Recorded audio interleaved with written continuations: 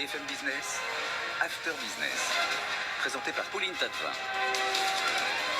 Merci d'être avec nous sur BFM Business. On est ensemble jusqu'à minuit. Comme promis, notre invité ce soir, c'est Thierry Drilon, patron de la Chambre de commerce franco-britannique. Bonsoir Thierry Drilon.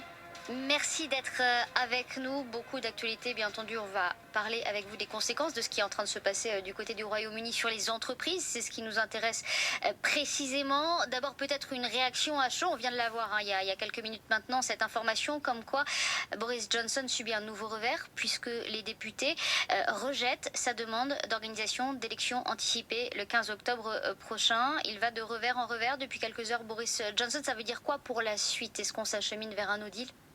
Vous savez, je vais vous dire une chose, c'est que je crois que c'est un peu comme une série télévisée. Vous avez tous les jours un rebondissement. C'est feuilletonné, oui. C'est feuilletonné. J'oserais vous dire que le sens de l'humour des entrepreneurs et des entreprises commence à se flétrir légèrement. Pourquoi? Parce que si on parle de volume de business, c'est une activité économique avec des emplois à la clé qui représente 92 milliards de transactions entre la France et le Royaume-Uni. Donc au-delà de toute cette tergiversation, ces espèces de guerres picrocolines politiques, il y a des emplois, il y a du business, il y a des choix des patrons d'entreprise qui décident d'investir à tel endroit, tel endroit, tel endroit sur la planète. Ouais, la colère commence à monter, on le sent nettement, hein, Thierry Drilon. L'impatience aussi de ces chefs d'entreprise que vous représentez là.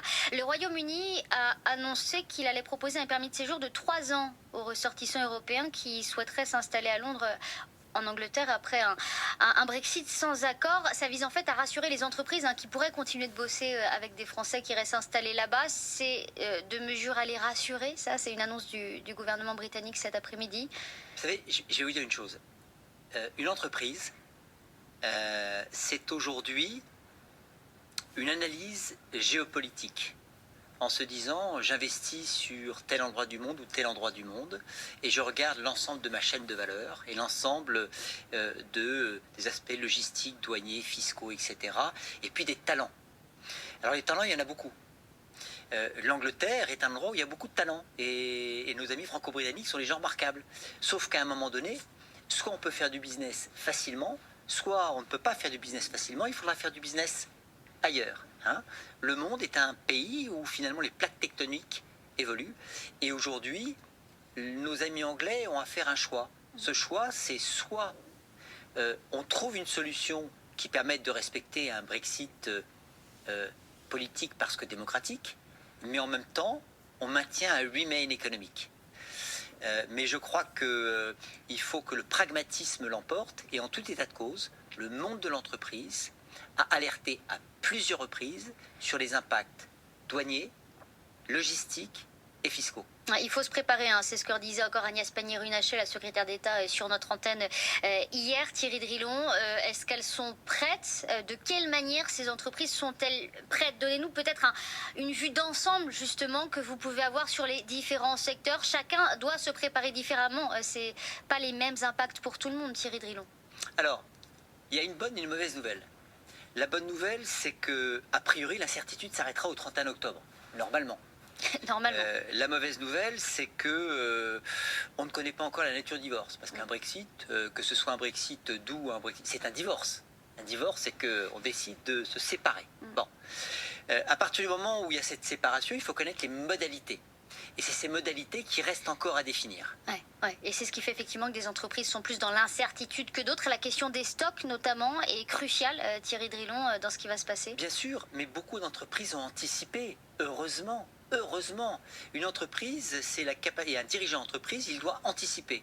Il doit avoir la capacité de dire, très bien, j'ai la capacité de faire des investissements dans d'autres pays européens, dans d'autres pays au niveau mondial, et heureusement. Donc, à un moment donné, j'allais dire, c'est aussi une opportunité pour d'autres pays européens. C'est aussi une opportunité pour la France, parce que la France aujourd'hui est une terre d'un point de vue business où il y a un certain nombre de vents porteurs et qu'il y a des investissements très importants. Je crois que les chiffres, on leur fait tout dire. J'ai entendu parler que l'impact en termes d'exportation, s'il y avait un Brexit dit dur, était de 16 milliards d'euros. Bon, moi ce que je vois factuellement, c'est qu'aujourd'hui les transactions entre les deux pays, c'est 92 milliards. Ce que je vois, c'est que c'est aujourd'hui 30 000 entreprises françaises qui vendent en Grande-Bretagne, mais par contre 100 000 entreprises françaises qui achètent en Grande-Bretagne. Donc demain, elles n'achèteront plus en Grande-Bretagne si elles n'ont pas la capacité de le faire dans des conditions business et dans des conditions économiques viables.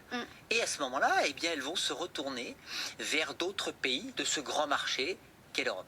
Il y a 2 ans, quand vous avez pris vos fonctions, vous avez dit vouloir contribuer à construire des relations commerciales fortes et pérennes entre les 2 nations. Vous en êtes où aujourd'hui, Thierry Drilon? Je peux vous dire une chose, c'est que nous avons multiplié les rencontres, nous avons multiplié les petits déjeuners et autres séminaires thématiques, logistique, talent, sur tous les HP fiscaux, etc.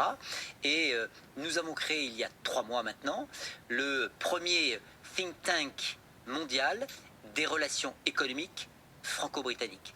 Et l'objectif, c'est de pouvoir factuellement faire ressortir un certain nombre de données et de pouvoir éclairer la route par rapport à des dirigeants d'entreprise qui, tous les jours, doivent faire des choix, tantôt j'investis sur tel ou tel pays.